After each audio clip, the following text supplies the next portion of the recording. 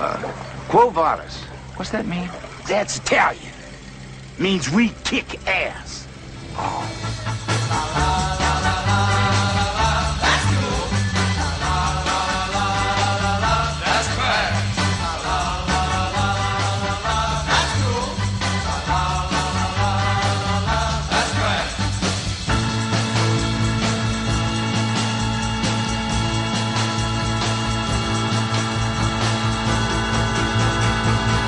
That's trash. Hi, everybody, and welcome to That's Cool, That's Trash, the show where we watch a psychotronic movie online, then get together on Skype to break down the crazy. I'm Matt Howell. I'm Kyle. I'm Scott. And this week, we will be discussing the 1986 adventure movie Eliminators. And this was a Scott pick. So, Scott, set us up. All right. Well, I'm going to address one little thing first. The reason I picked this movie was the poster. I thought I'd seen this movie because it's the best poster ever. It's Matt, how did you describe it to me? It looks like it's painted by Frank Frazetta. Oh, right. Yeah, exactly. Just beautiful. Fantastic. So I think I saw the poster, which is a mandroid and a bunch of other people, ninja, kung fu dude. It doesn't matter. It just looks fantastic. And I think that I remember seeing it, but I think that I just saw the poster and loved the poster so much that I love the movie. And now I've watched it. So, the rest of the story. So this is a movie about a mandroid, which is a guy who's like half man, half robot, half tank. He's like three halves. It's actually accurate when you watch the movie. You'll get it. A woman who doesn't like colonels. She wants to kill them all. Colonel Hunter. Yes. Sorry, I couldn't say. This is taking much too long. A guy named Fontana.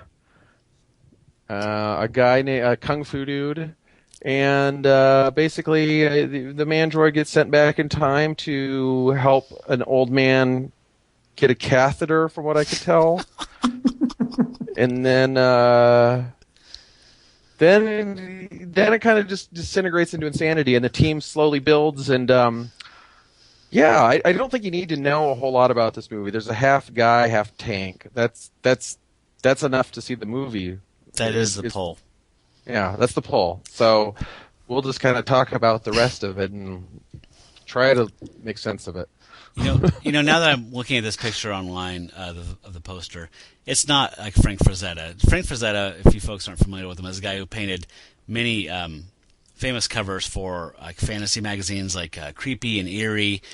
He painted a lot of the Conan and Cole book covers. So and Duncan McGreary, he did one of his too. And Duncan McGreary. Yes, Star Hunter. Star Hunter, yep. Who I think you've met, right, Scott? Oh yeah. Guy. There, he's got to mention. But actually, I was thinking more of you guys know who the Destroyer is? Like they were like these pulp books. I think Remo Williams was actually the Destroyer. Like there's like 128 of these books, whatever, like tons and tons of them. But they're all these like spy adventure action things, and that's the artist I was thinking of. Like when you see these pulp like paperback novel guys, that's what the movie poster looks like to me. Right, it's more photorealistic than the Conan ones. Right, than Frank Frazetta. Yeah. Right. But it's a really great poster for a movie. Yes, it is. But that's, I think, kind of a hallmark of an '80s movie that you probably think that you love, is it had a good poster. Hey, that's you made a good point though. Deceptive poster art or deceptive packaging art is a big part of the psychotronic tradition, which is, of course, you're selling a turd. It's a Trojan turd. So I mean, I remember like in the early '90s, late '80s, there's these like early '70s trash movies, drive-in movies called like Gator Bait. I think there's 2 or 3 of them, and they repackaged them to have like modern pictures of like girls that would be in Wii or hustler or whatever, like wearing like Daisy Dukes and like looking at you erotically, and like it's totally a modern picture. And then you rent this movie and go home like, oh my god, this is like 16 millimeter cracker crap, just nonsense, just sleaze. So that's having a really nice poster and blowing your wad on your poster is very typical with a B movie. And nowadays it seems, sidebar here, nowadays it seems like it's worse to me because there's Photoshop and there's all this stuff. So back when they used to have video stores, I remember going to the video store and like seeing these covers, and like, wow, this is a gorgeous, gorgeous cover. This horror movie has to be decent. And then you get it home, and it's like a zombie movie, and it's got a bunch of dudes playing crunch metal in it, and guys with like plastic guns saying fuck every other word and just arguing the entire time. There's no zombies, and it's like that was the worst thing. It's like a nice bow for a guy. Yeah. Yeah. Yeah. Oh. Then a whole other sub level of this type of entrapment is like Asylum Pictures. You guys are familiar with them? Like they do Transmorphers whenever Transformers comes out. Yeah, right. And the ones that do the movies. The Mighty Thor, Coattail. Thor, yeah. So it's just like right, the coattails. They base their entire industry on like maybe someone will accidentally rent this movie. Yeah, or buy it for their grandson. Yeah. Okay. Isn't that what they're doing with Eliminators too? Like kind of riding in the Terminator vein. And I think A-Team, Terminator, yeah. I think they're kind of getting a little bit of all of it. Well, yeah, I mean, they were touching a lot of my special areas. Yeah. There's a man really with a do. tank bottom half. There's a centaur, but he's half tank. There's a ninja, which I don't know if you guys were alive in 1985, 1986, but ninjas were like zombies now. Ninjas were like zombies now to boys. You just said ninja, and boys got semi-erect. Yeah. And I just got semi-erect. Yeah, and then then you got this other guy who's clearly this Fontana character who is clearly this Han Solo / Indiana Jones flunky, like just kind of like you put a Han Solo guy in there, everyone's gonna love him. He cracks wise and he seems like he's selfish, but he's a really good guy. That's an archetype. Yep. I want to get back to the ninjas, though. I think we need to make a documentary and call it, like, Where Have All the Ninjas Gone? About the 80s ninja craze. And why? Why is it over? Yeah. Why zombies? Well, it morphed. The ninja craze is here. It's just about computer programming now. So if you're a really good computer programmer, a really good hacker, you have ninja skills. Yeah, you know what? I say give me an eagle claw over a mouse, but I'm a purist. Yeah, you should show up to work with tabby boots on. Oh man. So I think there are some shurikens in this movie, right? Hell yeah. Yeah. Let's start with this thing, man. I think we're dancing around it. Everybody. Yep. We get started here with this doctor that Scott alluded to. He's a scientist. His name is, I think it's Abbott Reeves, and Abbott has created this mandroid to send him back in time. So we actually have some wonderful special effects of this. Oh, sorry, I was using air quotes. We have these wonderful special effects. We have lightning crackling, and we're sending this mandroid back in time. And you see him battling as a mandroid. He's battling the Romans. Some Roman. Yes. You want to jump in? Well, I was going to say, don't we see him like? Before we see that, we get a weird, just out of nowhere, dude in a plane burning. Well, this is all. And then the Roman cuts. Right. Then it cuts to the Romans. So and you see, the guy shooting at the Romans, the robot mandroid. He's not shooting bullets, by the way. He's shooting red special effect laser beams. This is pew, awesome. Pew pew pew pew pew pew.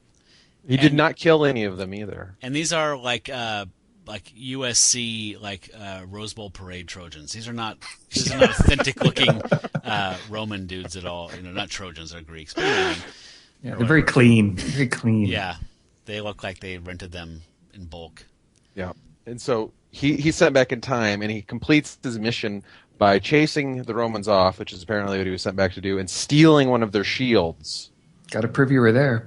Hey, And what I can't imagine the amount of energy it must have taken to send him that far back in time, or to time travel at all. That's what the lightning bolts are for. Mm.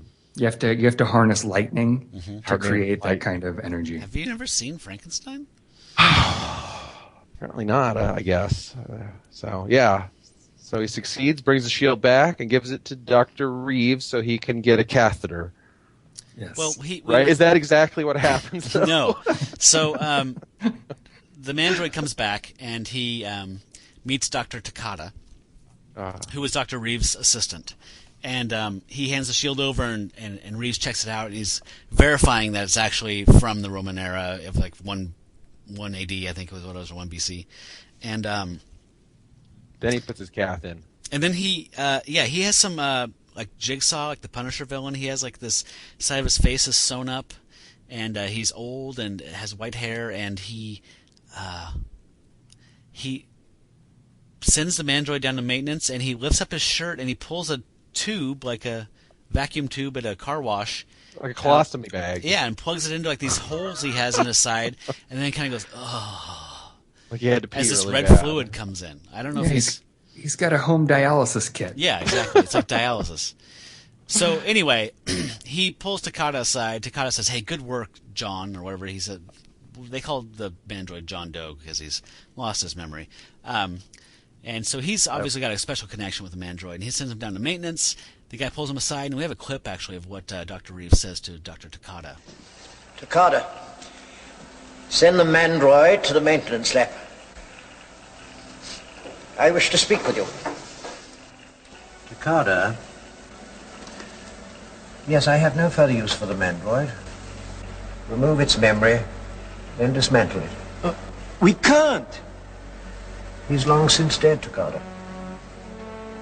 He's a machine. His brain, it's half human.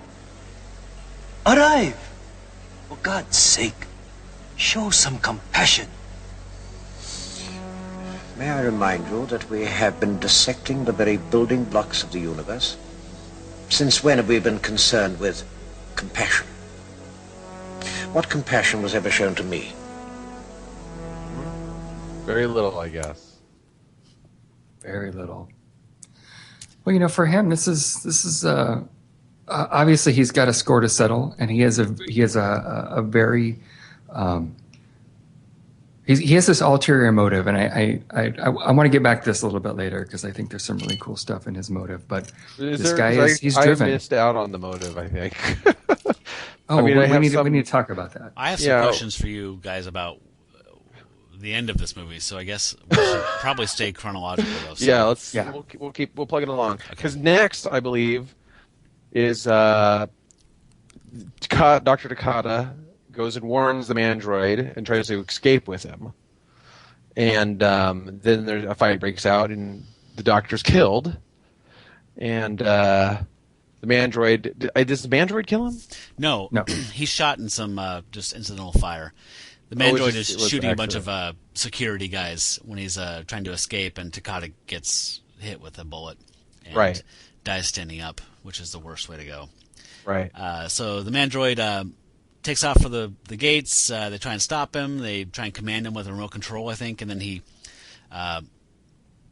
shoot him with he gets grazed on the side of his head plate, and he shoots a missile thing at the fence, and he goes off, and he's going to where Dr. Takata told him to go, which was Dr. Nora Hunter, Dr. Colonel Hunter, or whatever it was.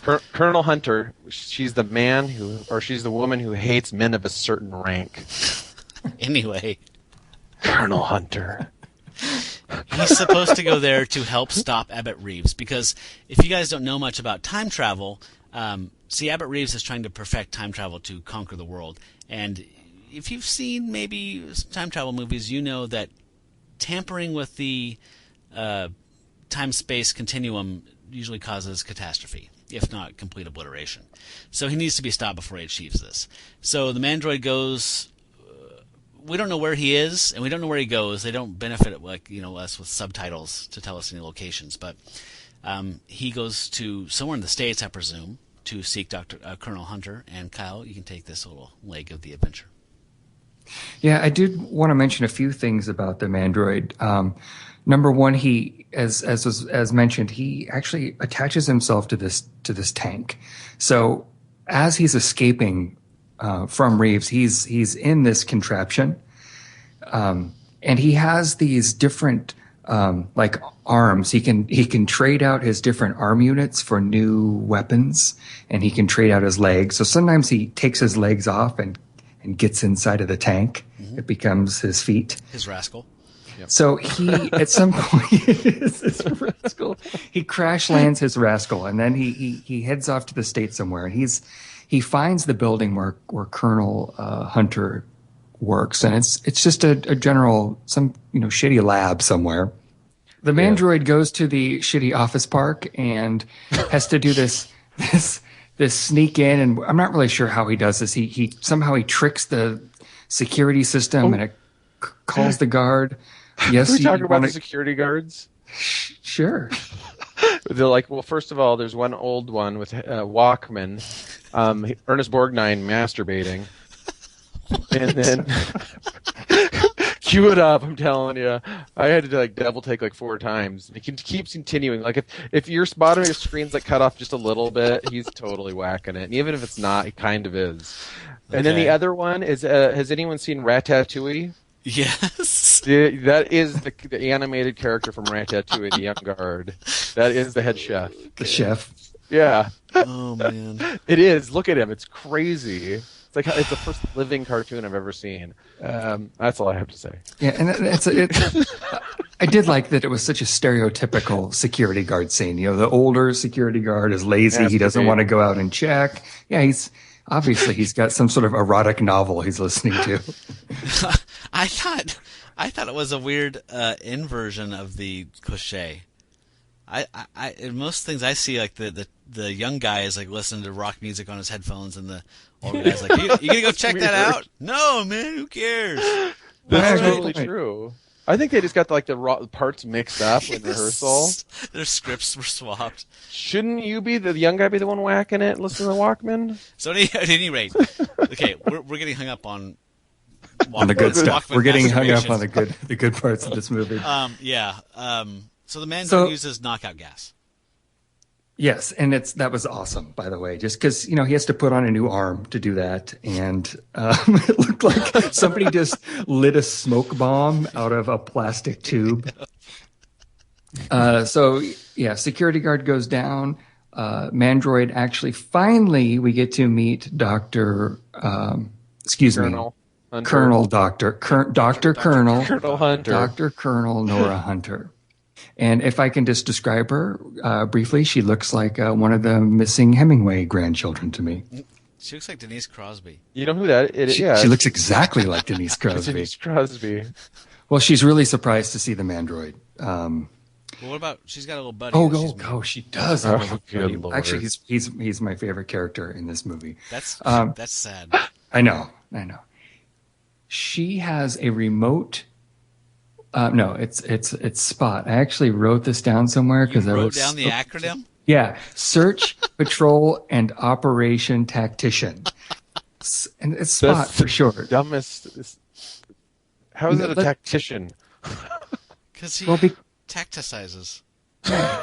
He turns from a small robot into a hologram that can then move through time. Space. That's very Spot. Tactician-y. What I really appreciate is that they have a very special relationship, and through a small ear communication device, they can have a neat little conversation. Let's check it out. Can you read me now, Spot? Initiate primary cycle. Stop complaining. Just do it.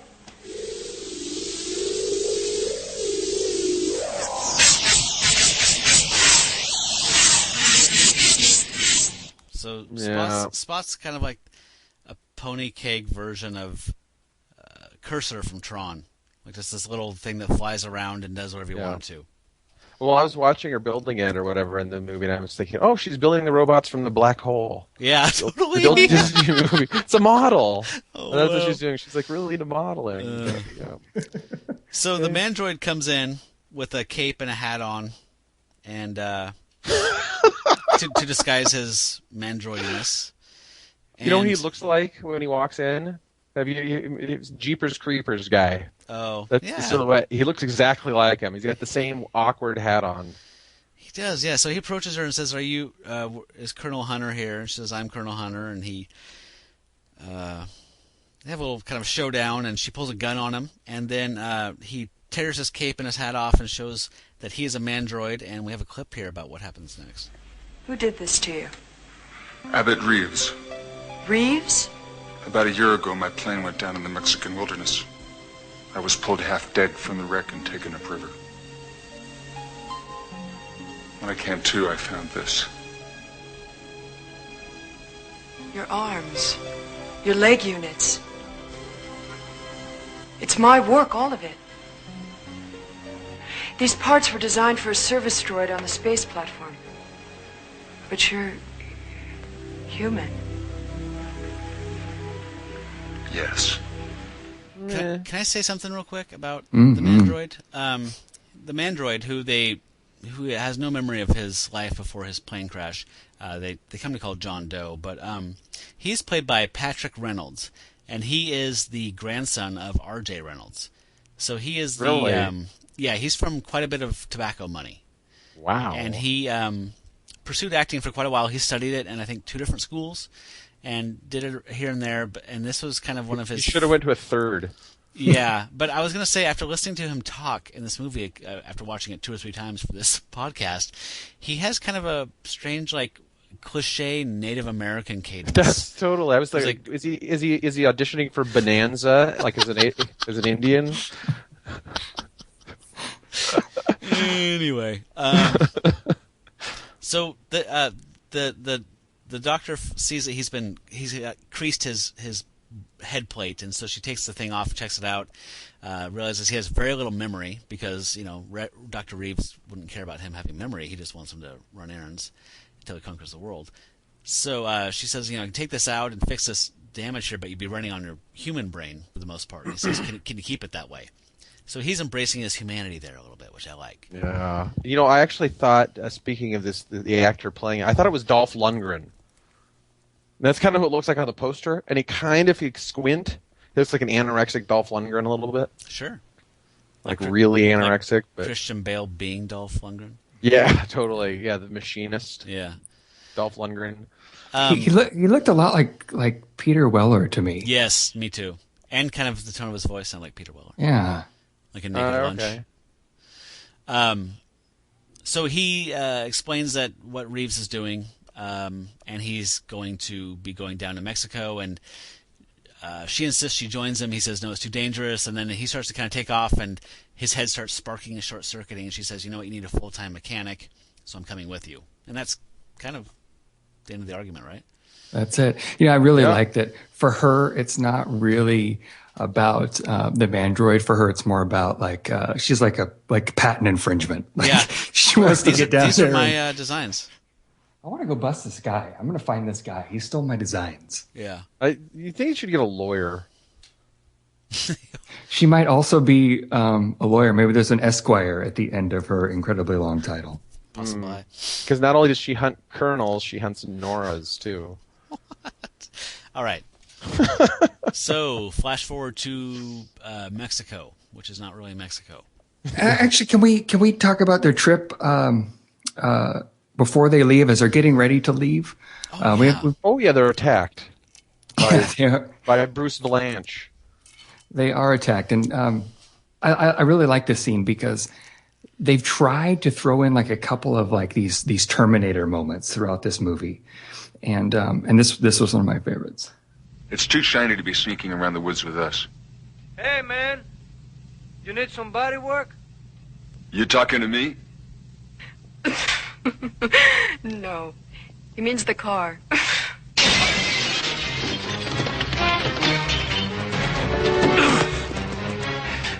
So needless to say, the mandroid ends up getting out of the car, and he shoots off a rocket and so we blows should up. Explain what happened there. For if you didn't see it, a weird guy will approach the car and ask them in the middle of the night in the dark alley or street and says, "Would you like some body work?"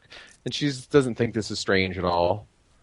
If some weirdo came up, tapped on my window, and said, "You want some body work?" I would assume there was something bad was going to happen. But she seems to think this is normal. Does that happen a lot to people? She's a glass half full person, Scott. Yeah, fair enough. I didn't think of it that way. So after he kind of smokes these two dudes with a rocket, he says, "Now you need body work." Boom. Nice. Oh. Cut, print, see you tomorrow. Yeah, that was. I can't believe it didn't catch on. You need body work. Works for me. Oh. Okay, so Mexico. Yes. So this was after the fight. The henchmen, though, the two henchmen, I think we need to talk just a tiny bit about, because that's a weird choice for henchmen, in my opinion. Well, one looks like Bruce Valanche, the big, he's got the bowl cut and everything, and the other one looks like, I was going to say C. Thomas Howell, but with a mental deficiency. Easy, you are. That's my cousin, man. Treading dangerous waters. Matt, I was hoping that you'd be able to tell us who the bigger of the two henchmen is. He is incredibly familiar to me. Yeah, it's Pete Schrum. He is a professional henchman. You've seen him. Let's see. I have to pull up his IMDb. I've seen him hench before. Okay, so he is most well known, most recognized for being the bartender in Terminator 2. That's the one everybody knows him from. He's also known for being a small role in Dead Man. He was in Trancers, which was produced by the same guy. He was in Demonic Toys, produced by the same guy. He was in tons of television. So he was a character actor who played that type of role all the time. Okay. So he's kind of like who I actually thought he was for a second, but then I realized he wasn't when I was watching the movie. Was the guy who always plays that type of role, but not a henchman role, but the fat guy he was a Laser Blast. You know what I'm talking about, the guy with the beard, or Dennis Burke. Yes, Dennis Burke. I love that you know him. Yeah, it's not Dennis Burke. It's what was his name? He just died this year. Oh, really? Yeah. That guy he looked the same forever, but he was always the same character, and so this guy was the hench version of it. Yeah. It still seemed like an odd choice of casting for me, but okay. There was a lot of odd choices of casting in this movie. So the weirdest thing for me about these two, they're essentially the enforcers of Dr. Abbott Reeves, and as Scott has said, like they fit the bill for the typical comic relief. Like physically they're like Stan and Laurel Hardy. They just look like, a cracker. Like same thing in Laser Blast. Like it's a fat cop and the skinny cop. Like, oh, this is gonna be hilarious. Dennis Berkeley with a U. Sorry, Dennis Berkeley with a U is the guy from Laser Blast and Fletch Lives. And anytime you have a biker scene in any movie in the 80s or 90s, Dennis Berkeley was one of the bikers. Same deal. But these guys look like they're going to be hilarious, but they're not actually comic relief. The comic relief is a stereotypically looking butch lesbian competitor to our. Let's double back around real quick. Betsy. Bayou Betty. Bayou Betty. So when the Mandroid and Nora arrive in Mexico, the Mandroid stays in the car like he's supposed to, and she goes into this bar called like Rio del Oro or something like that, and it's where all the boat guides hang out. And she says, "I want the best guide around and the toughest blah blah." And so Fontana, the guy we've just met, who's the kind of sleazy, agent, like mercenary river rat kind of dude, he's having a fight with his competitor, who is Bayou Betty, and they start this big bar fight, the typical bar fight. And Nora steps outside, and Fontana is so smart that he knows to just hop behind the bar and sit there and eat peanuts until there's just one person left standing, and then he pops up and hits him over the head, which is Bayou Betty, with a bottle, and then he steps out and kind of roughs his hair up and tears a shirt pocket and kind of goes out and goes, I'm the toughest one. And so he gets the gig, and but not so easily. Once they start going upriver, Bayou Betty wakes up with her strange, quote-unquote, constant companion, Maurice, and they get shotguns, and they go after him and try and chase him down for this. Yeah. There's It did now, and the place is supposed to be Mexico. I don't think there was a single Hispanic person in the bar. I like that. Sorry, I like Scott, that it was like James Brolin was the bartender. It wasn't really, but I swear it was. This was actually filmed in Spain, guys. These scenes. Really? Yeah. Yeah, Scott. If you see a burro in the opening scene of a desert, that means Mexico. Right. I forgot. It's a little shorthand film language. So for me, this river sequence, which is kind of long, it's incredibly really long. pads out most of the film. Yeah, Right. I was actually like, because this movie, like, if you watch it on YouTube, I don't know how else you'd watch it unless you found when beta you link. watch it on YouTube. Yeah, exactly. It's cut up into 10 pieces. Yes. And I think the middle 8 pieces are a riverboat chase. No? No, it's Felt like it. clips 4 through 8, I think, are pretty much on the river.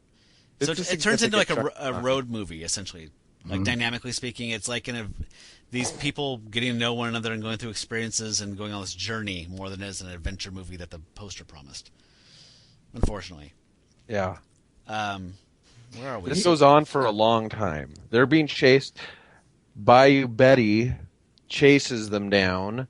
There's like a million boat. It looks like, I don't know. There's like a bunch of boats chasing him for quite a while because they want the fare or I don't know, the money from the people. They just want an even playing field. They're really tired of Fontana rigging the game here, and they just rigging want the game.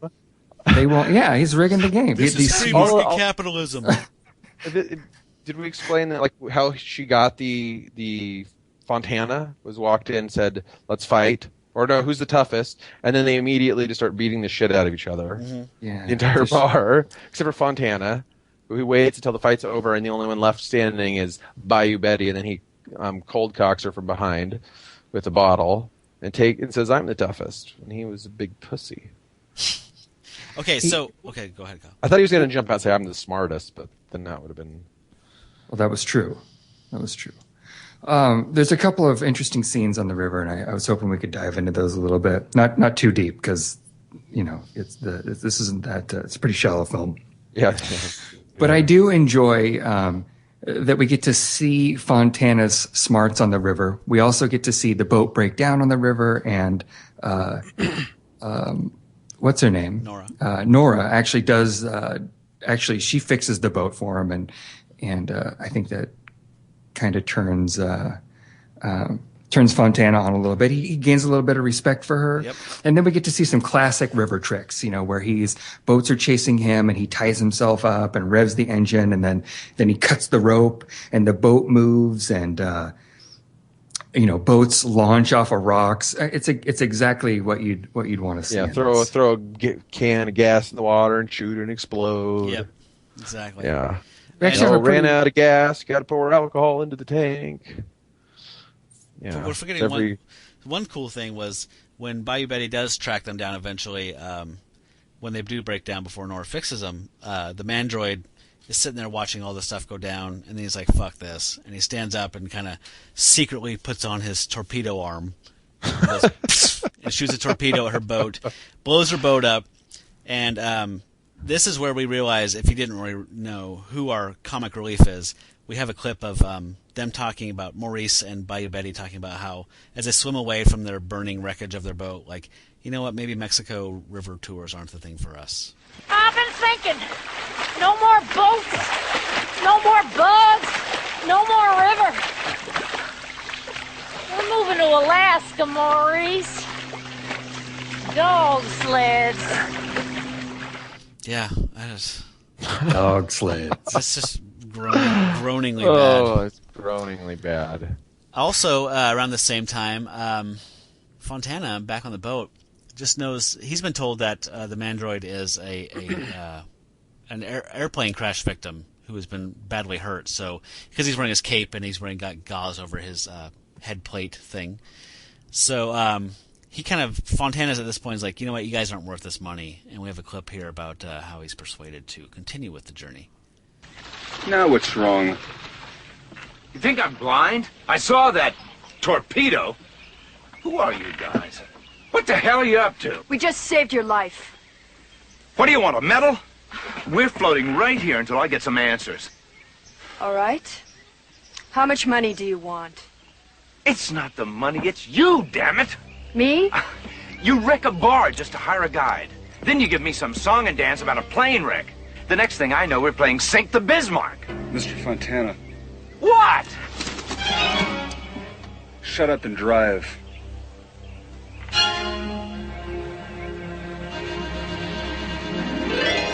You got it, big guy. A little levity, you know. A little. This is when he realizes that he's a cyborg. Yeah. Fontana sees him and goes, "Oh, I'll do whatever you say." This film is not without its charms. There's charming moments in it. I really Few are like between, that. but they're there. This was the part of the movie that really brought back some strong memories of romancing the stone for me. This is the romancing the stone part of this movie. Okay, I got accept you. that. I'll see that. Yeah, Remember? Vaguely. vaguely. There's a little like sexual tension between Colonel Hunter and Fontana, sort of. Although They're both in the jungle-ish. Yeah. Yeah. Except for they got a mandroid with them. Although I'd pay a lot more attention if Kathleen Turner were Colonel Hunter. But yeah. Well. No, I wouldn't. It would still be. Mandroid would still be there. Okay.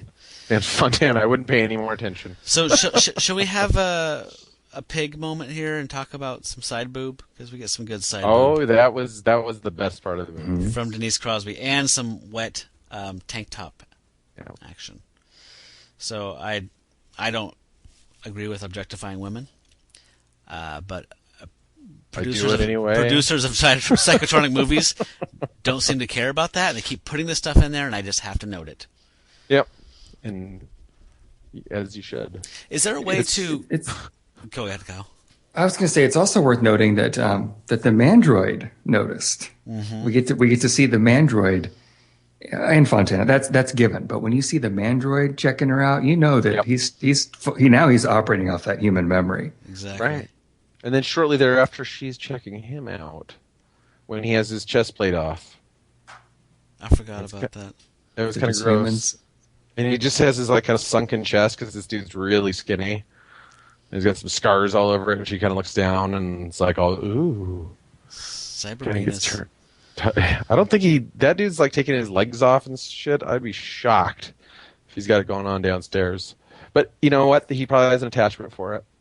Yeah. There's an app for that. There's an app. So his penis unit. Guys, maybe you can help me kind of just clear. Like, I feel like we can jump ahead towards the last act, really, if we can cover a couple things. There's John, which is the Mandroid. They call him John Doe. They find John's plane, and there's also they find some cavemen, which is evidence that Dr. Reeves has been monkeying around with the time machine. Right.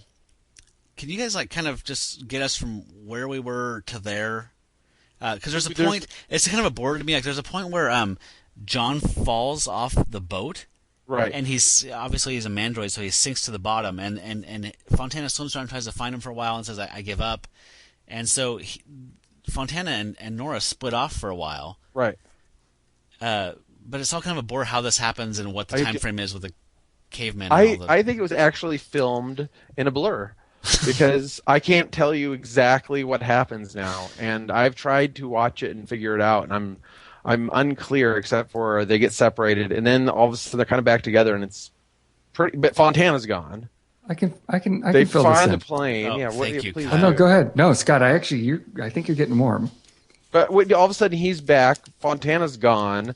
She's swimming inside the plane. The plane's sinking. Fontana comes back, rescues him. This is right after she gets turned on by the cyborg taking his shirt off. But I don't understand where Cyborg and Doctor or Colonel Hunter get back together and when Fontana leaves. Because they lose the Mandroid, and then I'm confused. It's all just a blur. Yeah, Kyle, do it. Fuzzy. Okay, so as they're speeding up the river, the Mandroid falls off the back. This is the point where they get separated, right? They can't find the Mandroid at all. Mm-hmm. You're thinking there's one point when actually Fontana gets separated from the group when he drops them off, and then they find the airplane, right? Oh. So they leave to go find the airplane. Fontana splits. He runs into the two heavies. We have a clip from there too. Oh, yeah, So we're getting out of order somehow. No, Okay. I think Kyle's in the right order actually. No, I'm saying that's we were confused. Like he doesn't lose. They go to the plane and then he falls off the boat. Yes. Okay. So just a quick little setup. The Mandroid and Nora are searching for the plane right now, and Fontana is just driving around in circles actually in the boat. It's looking at a map. So I'm confused. Are they searching for the plane, or do they accidentally find it? I thought that I remember. So Spot finds the plane. They send Spot out to find it. Okay, Right. are you sure? Because my impression was they sent Spot out to find Reeves' base. And he found the plane. Spot comes back and says, "We found it." Or at one point, basically, the Mandroid fires Fontana and says, "We're going inland from this point. Like your services are no longer required." And then Nora's like, "What are you doing?" And he's like, "We're getting too close. Like we're getting too close to Reeves' base. He can't come with us anymore." That's right. Something like I don't know. I also want to address one other thing because we're talking about Spot. And I would like to say that there's a good chunk of the movie there around the river where they've glued this robot to the cyborg's shoulder. It's to make him try to look like it's kind of floating behind the cyborg, and they're like, "Oh, he really likes you." Yeah, he's just dry humping your shoulder. They're like, otherwise, we don't know what to do with him, so we're going to say he likes you, and he's gonna walk back on your shoulder. And he looks like a pirate because he's got the eye patch, the robot cyborg eye, pirate. and a robot pirate. I mean, a robot parrot on his shoulder. I hope that was intentional. Oh man, I can't imagine that it was. I think they thought they were clever.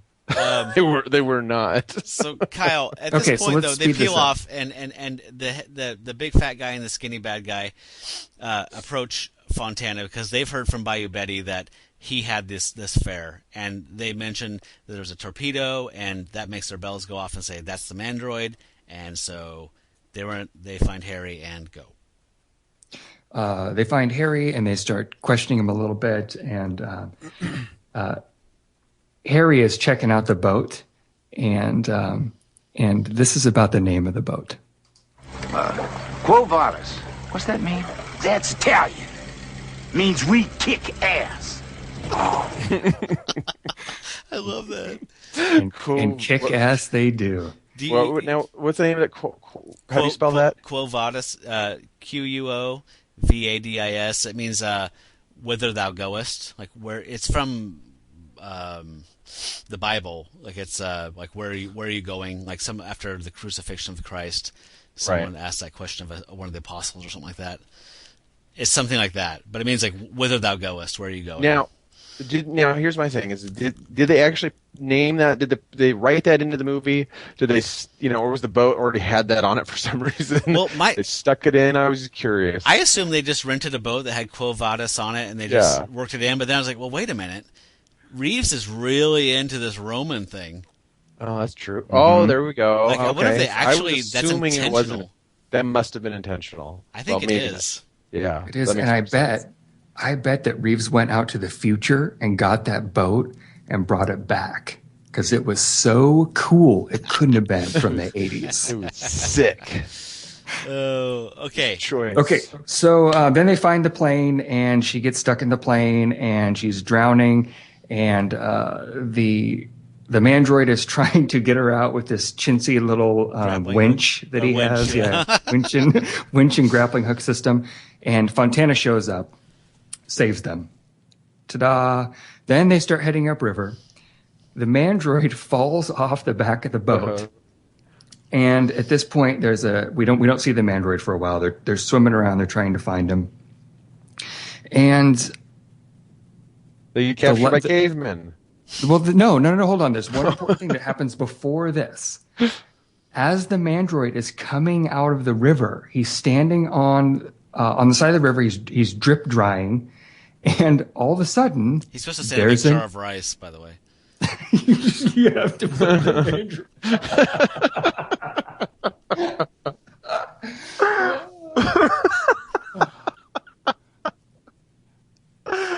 Proceed. Oh my God, that's funny. Well, you know who might come in handy right here is the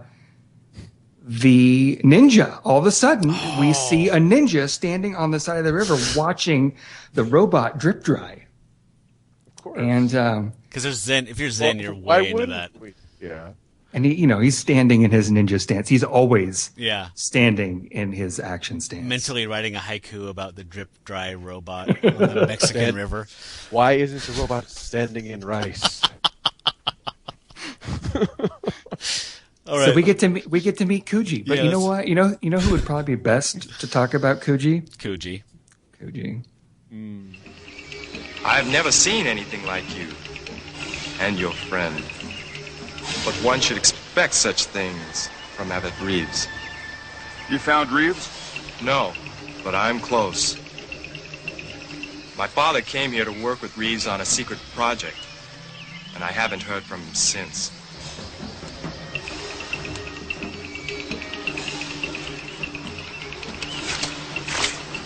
Are you Dr. Takada's son? Yes, the name's Kuji. Your father was the only real friend I had.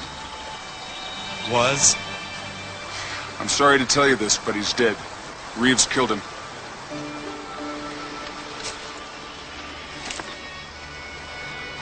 You're not the only one with a score to settle. Yeah. I just Powerful that stuff. His son happens to be a ninja. I think that was one of the requirements, though, when he hired the doctor. Is like, do you have any interesting children? Do you have a ninja in the family, maybe? Okay, I'll hire you. That'll work. That'll work. Let's blast through the cavemen. Oh yeah, let's blast through. There's cavemen. Yeah, the cavemen. There's Neanderthals. I guess the group is back together right after that point. No.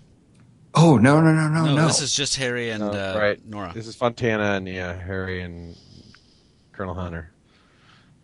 Yeah, so they get picked up by some. Why don't you talk about this, Scott? I don't really have much to say. They get captured by some cavemen. They get confused.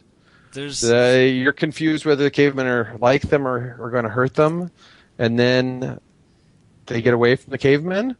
And it's quite a gambit they use to get away. So Fontana says this is our last moments. They're about to be killed by the cavemen, and he kisses Nora, starts making out with her. Then he grabs a clip of rounds from her and whispers, like, throw these in the fire. So she pops all the shells out of the clip and throws them in the fire, and they're all standing around this fire. Like, I don't know much about guns, but I know that if you just throw a bunch of bullets into a bunch of coals, you could get dead. You could get dead very easily. So I guess they were in a position where we're going to die, or we can try this thing, but it still seemed like it's got to be a plan C. I mean, really, yeah, it's not a great plan, but I guess if I had some bullets and there was a fire and I was going to get killed by some cavemen, that would probably be a pretty decent way to give it a shot to get out of there. Especially because Fontana suggested that they might be fruity cavemen. Do you remember that? they're patting him down or something like that, and he pats him on the ass. He goes, fruity Neanderthals or fruity cavemen? I was like, it's definitely an 80s movie. And it's also my favorite cereal, Fruity Caveman.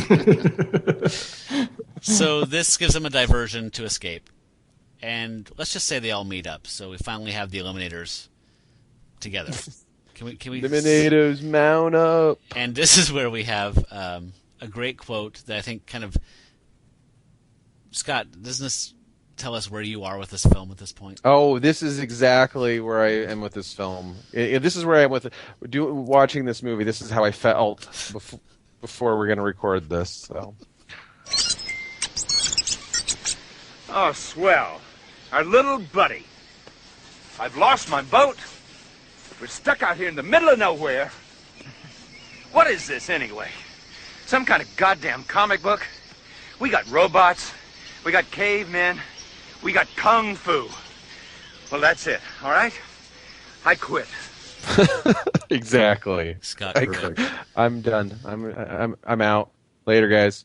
No, seriously, this should be the best movie ever with this. And that is, I think, we should just stop right here. I mean, we know we got to finish talking, but I mean, that's how the movie should end. So the rest of the film is basically this group launching their attack on Reeves' compound. And there's some good fight scenes. There's some good fight stuff from Kuji, and yeah. Well, there's some. Oh, he jumps through a really slow fan. that was. As a kid, I remember seeing that in the theater and thinking that was really badass. Like, Yeah. he was so focused that he could time that out, which is physically impossible. But Well, then they show it afterwards. Like, well, he jumps through, and then they show the fan. It's still spinning slowly while Fontana. I know he's supposed to have slowed it down, but it's going the same speed it was when they shot him jumping through it. Which to me, it was funny because it looked like he just jumped through a slow fan. Yeah. But he throws some shurikens later that made up for it. He does. That's cool. You don't see throwing stars often anymore. Not enough. No, I used to have a bunch. They were awesome. We need to mention though that right the night before they actually launched their attack on the compound, John, the mandroid, has made a decision, and he talks to Nora about it. Here, I'll give you the gist of it. Okay. Here, I'll do the clip for you. You need to give up your hateful quest of hunting down colonels. That's the clip, isn't it? No. He decides he no longer wants to be in service. It's All right. time for him to be dismantled for good. He has no more human feelings. And Nora says, "But I love you." And then they kiss. And she says, what happened? No. But she says, I saw the way that you looked at that photo of your family that I found in the wreckage of your plane, and I know that there's still human in you. Plus, I saw you looking at me with my shirt off. Nora, you must listen. So The elders. Oh. man called Horse. Something wrong? Nora, I want you to dismantle me. What are you talking about? The one thing that kept me alive was the desire to kill Abbott Reeves. But his death won't make me whole again. Nothing will. I once asked a stripper when I was really drunk to dismantle me. Yeah, And they just escorted me out of the building. Okay, so dismantle me. he feels like he has no humanity, and she says, like Hal said, you do have humanity. Don't be a dick. And so He's got more. He's like all humanity. yeah, he's like dead. the nice He's the first Americans. They're like the most. Single tear. Yeah. So flash forward to where we talked about they jump through the fan, they sneak into the system, blah blah. They're in the compound, and then it goes down. And But they find a really interesting thing when they're inside of the compound. Oh yeah. They find this secret room that's set up with all of this, with different artifacts that have been brought back from ancient Rome, and also artifacts that are going to ancient Rome. So Reeves has actually written up this document about a speech that proclaims him to be the new Caesar. So it's at this point that we see like his true motive for this whole project has been to send John back in time successfully and bring him back with an artifact, and he knows it's safe now for him to be able to do the same thing and rule ancient Rome and change the course of history. I like that he goes back in time, and doesn't he write it in English? His speech. What? Isn't this they find his speech? Oh yes, it is English. I'm just saying he's going back to ancient Rome to give the speech. It's going to go over really well. Well, I think he would have been translating on the fly. He did know Quo Vadis. That's true. So yes, they realize the full scope of his plot, and they know they have to stop him. And then the big fight happens. They get to see him for the first time. And this is my question I had earlier, guys. I know that he has time travel at his disposal, so I know I should be thinking harder and trying to figure this out logically, but why does he come out 20 years younger and with no scarring? How does I don't know. They make a reference to this at some point in the film about about Reeves has been doing. He's been holding himself together with different surgeries and different medical techniques. And what I think is interesting is his own urine. That John was also the prototype for him. So he was replacing his own body parts with parts that were based on what he learned from John. Okay. So this whole time he's been reconstructing himself to be able to go and make this journey back in time. Oh, this movie makes a lot more sense Yeah, it than does. I thought it did. That's the problem with this, is that's the movie. Like, there's a really cool movie inside of this, and yet we spend half of it like on a river. Yeah, running away from a lesbian. Oh. Okay. So there's a if you're a seasoned moviegoer, you probably know once John makes the speech that he's probably not going to see the end of the film, right? The credits. That's just yeah. Is that fair to say? Pretty. I think it's pretty. There's some So he makes the ultimate sacrifice, and it appears that he's inside one of those globes you get like at those electric shock globes like that they have like for 80s Coke living rooms where you touch it. Oh yeah. And the electricity kind of goes bzzz around your hand, but you don't feel anything. Right. What is that again? Oh, what the hell are those things called? They shoot some like energy beam cannon at him, and he's inside a bubble of electricity. Yeah. Which starts to shrink. Oh, the Eliminators, Nora and Coogee and Fontana are trapped inside of that bubble, and it starts shrinking, and John uses the very last of his humanity and of his robot energy to absorb that force field so that his friends could get away, but he makes the ultimate sacrifice. Single tier. Okay, so I got to go back to these globes that I can't think of the name of. How long ago was it that like you saw those things everywhere, and it's like people had them all over the place? I haven't seen one in years, but I remember I couldn't avoid them for a while. You know what I'm talking about? The stupid things you touch with static electricity. What the hell are those called? Yeah, Magic plasma light, or there's some name like that. Plasma ball static electricity lamp. They were everywhere, Plasma right? globe. Doesn't it seem like it was 10, 20, 30 years ago, but it wasn't that long ago. I'm sorry, I'm getting hung up on this. You totally just kind of gave me some sort of stroke or something. I call Atari seizures. Yeah. You play with seriously, those. tell me, when was that? That was pinpoint the era. That was a long time. It was early to mid 80s through early 90s, maybe even that far. But did it seem like they're really common in there was one very specific in the last maybe 5 years ago. They're really common. You saw them everywhere, or was it 5 years further ago, back? No, longer than that. Okay, they were the lava lamp of our generation. Okay, Ooh, I haven't seen one forever. As a matter of fact, they were invented as a way to entertain yourself while you were at your friend's house waiting to buy weed. Oh man, that's funny. Somebody take us home. Oh please, Kyle. I don't. Oh, whoa! We're gonna get wrapped. Just came back to about me. Yes, $35 to $40, by the way, if you guys want to buy one. We should chip they're in. all over the internet. Get one for the shop. Athena loves them, so I should probably actually just buy one. Oh yeah, my kids would dig them. All right. So, if I remember correctly, John. Well, of course I remember this. John has passed away, and it's at this point they realize that they need to stop Reeves before he travels back in time.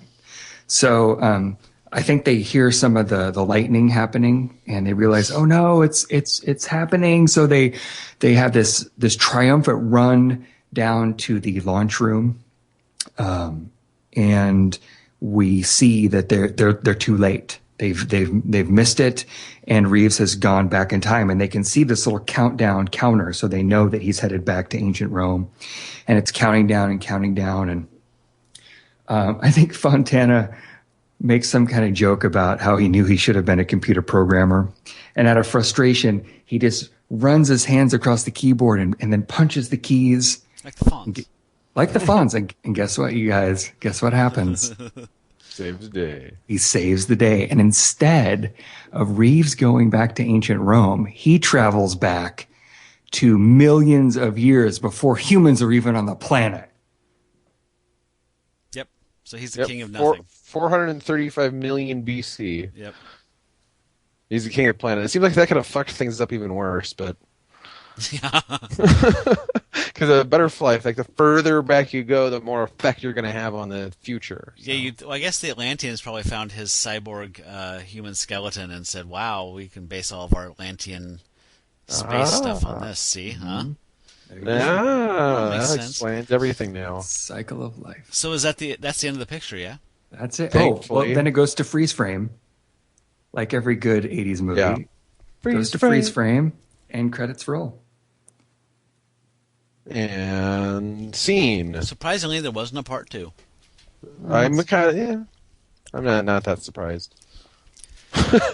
Shall we? The Mandroid was one of those costumes that you almost think they're gonna have to make another movie because it's so cool. Well, they kind It's of not really, but it kind of seems like they'd make another one. Yeah, I thought it was really interesting because he looked like Peter Weller, he looked like RoboCop, and then next year RoboCop comes out. Yeah. So, it's kind of an extension. No, I'm sorry, you can't compare RoboCop in this. I'm sorry I even brought that up. It's true. You can't. Or you shouldn't anyway. So let's do the analysis. All right. Who's going first? You. Well, usually Kyle goes first, but I don't. Whatever. Go ahead, Kyle. Let's hear. What do you think of this movie? Okay. As I mentioned earlier, I thought that there was a good movie inside of this, and if they would have peeled away all of this river bullshit and the revenge of the Mandroid, and really kept us about a cool time travel movie, and went deeper into why Reeves was doing this. They might have been able to pull something out of here that was a hell of a lot more meaningful than what this movie ended up being. I enjoy watching this movie. I have a lot of fun watching it, but I also hate it. It's absolute trash.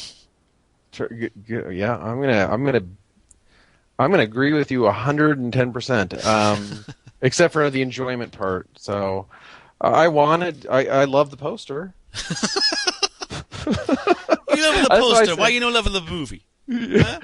Don't bother with the movie. Find the poster. Yeah, look at the poster for 90 minutes. Totally. Because Kyle, your analysis was that if they would cut out the riverboat and the cyborg revenge and this and that, you're left with 4 minutes of film and story. So no, it'd be 20 minutes. The thing is, it's like I get what you're saying as far as it having a story the story actually makes sense, but when you're watching it, it's very difficult to make sense of it. Oh yeah, they water it down.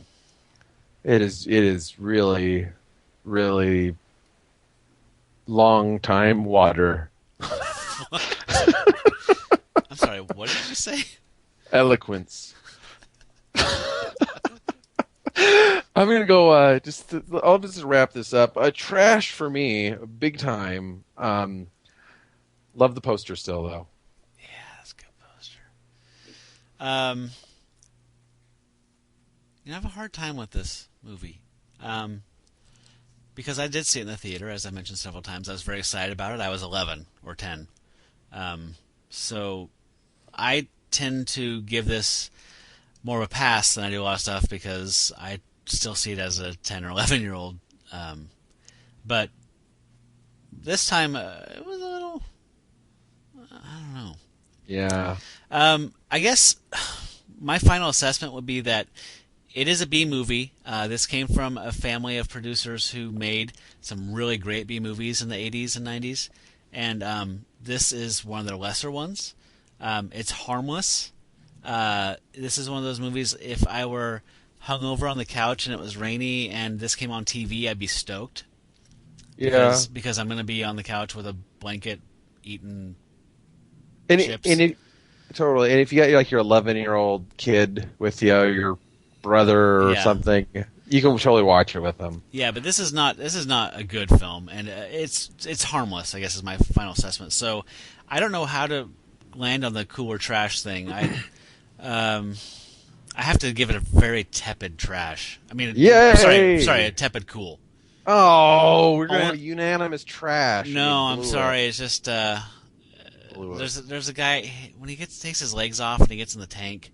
I know it's like 5 minutes in the movie, but yeah, it's the poster come to life for me for a couple minutes. I know. See, and that's the problem is you saw this movie when you were a kid. Yeah, if I had not, I would say this is complete trash.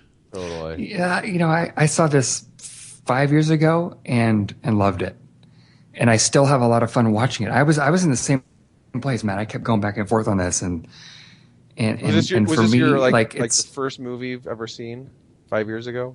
Me? Yes, it was my introduction to film. Introduction to film. I loved it. Moving pictures. These are going to catch on. Yeah, the tipping point for me was when I realized that it had a good movie inside of this thing, and instead they decided to go with the kooky, everything else, but the time travel robot stuff. They lost me with the script and the film, which is kind of a hard place to lose somebody. Honestly, if they would have made action figures, I would be back on board. Though I would be like, "This is cool" because there's these awesome toys, and there would be a ninja, there'd be a robot, there'd be cavemen, like they said. But instead, I have to quit. I would like to have the tank. You could order away for the tank. All right. I'm going to say it right now. I'm making Lego because we got a million Legos. I'm making the Lego Eliminators now. I'll send you a pic. It's going to be amazing. I will put it on the blog if you do. Okay, I will. I have to. Okay. It's happening. It's on. That's awesome. No breakdance in this, though. I mean, what, you couldn't throw in a fucking breakdance scene? Where's the breakdancing? Yeah, they spent all the money on the special effects. On the throwing stars, and then buying like those little 8-inch, 10-inch mirrors for the cast. Okay. Say, kiss for the Coke mirrors. Yeah, the Coke mirrors. You can also roll joints on them, you guys. It doesn't have to be all hard drugs. Jeez. I was a little I was a little disappointed when Reeves reprogrammed Spot and turned Spot into a bad robot who shot lasers at his own people. For me that was too much. I gotta be honest, I blocked that out. It was too much. It was too painful. I totally blocked that out. You're kind of blown my mind here.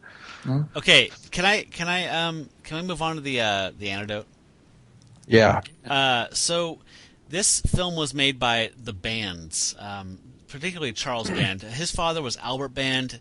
He produced a lot of great B movies. Charles Band did a lot of great stuff in the 80s. He went on to form Empire Pictures. Actually, this is an Empire Picture. Sorry, this is part of his thing that he did in the 80s. He's probably most well known for Trancers, the sci-fi series, and he had the most video sales success with Puppet Master. And that series was so successful that he started Full Moon Pictures, and I think they're still around today, releasing B horror movies. But let's just give you a list of some of the stuff he was involved in. The Dungeon Master, which is a great movie. Ghoulies, Reanimator, as I said, Trancers, Breeders, Eliminators, From Beyond, Rawhead Rex, Troll, the first Troll, not the good one. Terror Vision, Creepazoids. If you're a B-movie fan, you've heard of a lot of these.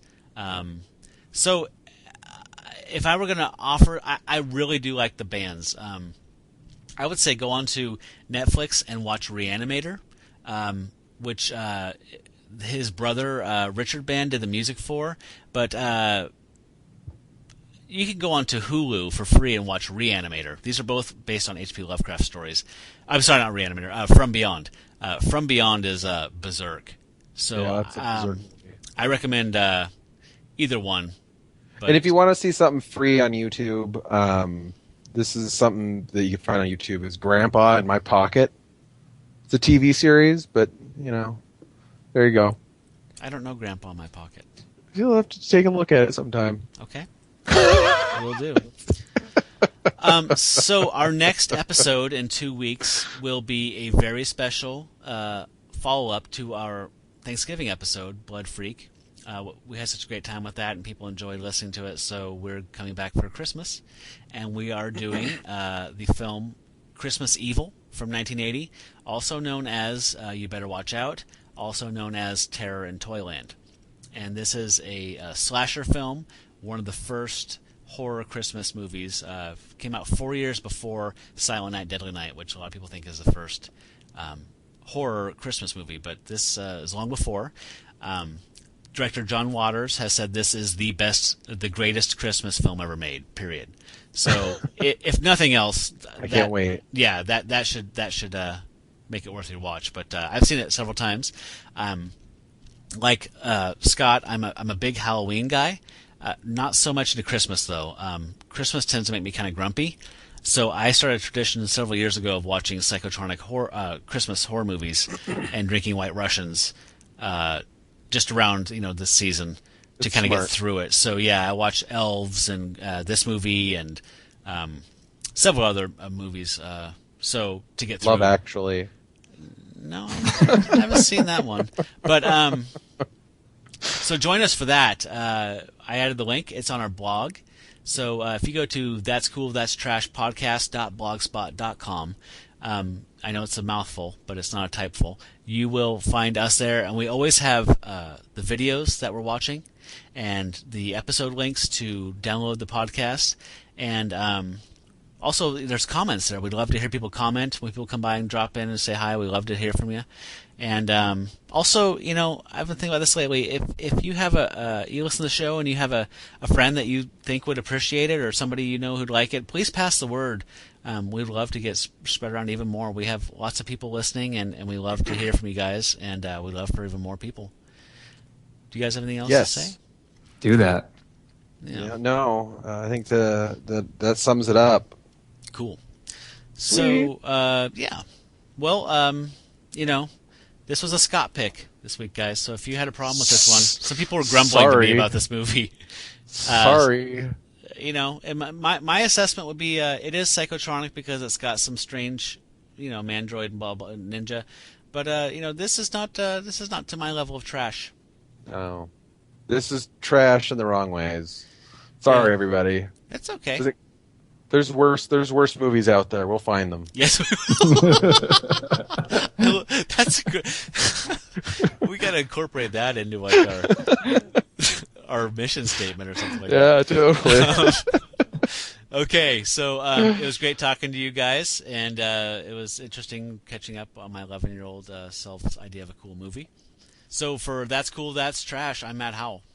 Bleep, bloop, bloop, bleep, bleep. I'm Kyle. Yeah, I'm Scott. And everybody you out there, stay trashy. Thanks. That's cool.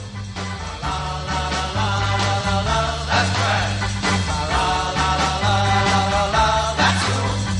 La, la, la, la, la, that's trash. That's trash. It's garbage, folks. Come on, let's go! You're the one who'll need body work.